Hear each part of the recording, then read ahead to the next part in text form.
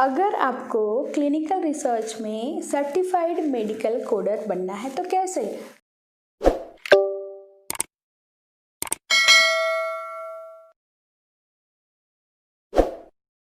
तो आपका उसके लिए बेसिक क्वालिफिकेशन जो है वो pharma D, M pharm, B pharm, B M S, B H M S, B U M S, B D S, इसमें से कुछ होना चाहिए और उसके साथ आपको फॉर्मल क्लिनिकल रिसर्च का ट्रेनिंग भी होना चाहिए।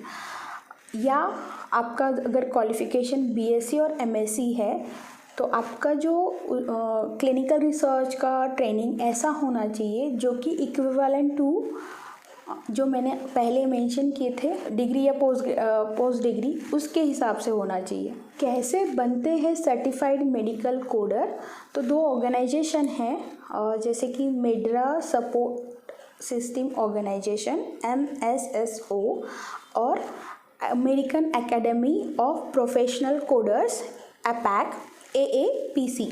इस दो ऑर्गेनाइजेशन का ही सर्टिफिकेशन वैलिड है क्लिनिकल रिसर्च में सर्टिफाइड मेडिकल बनने के लिए। मेडिकल कोडिंग कौन कौन सी कंपनीज करते हैं, मैं कुछ एग्जांपल्स दे रही हूँ आपको। लाइक कॉग्निजेंट है, TCS है, एसेंचुअर है, उसके बाद IQVIA है। तो ये जो कंपनीज़ है ये अपने अपने हिसाब से या क्लाइंट के हिसाब से इस ऑर्गेनाइजेशन को फॉलो करती है।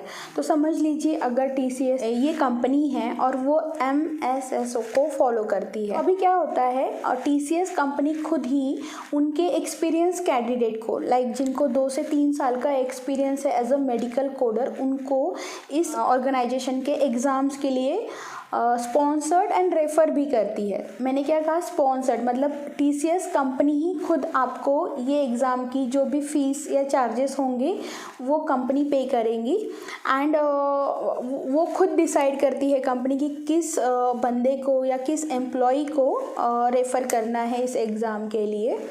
अब जैसे ही आप ये एग्ज़ाम पास हो जाते हो आप सर्टिफाइड मेडिकल कोडर कहलाओगे। ये जो सर्टिफिकेट है ये 5 ईयर्स के लिए वैलिड रहेगा।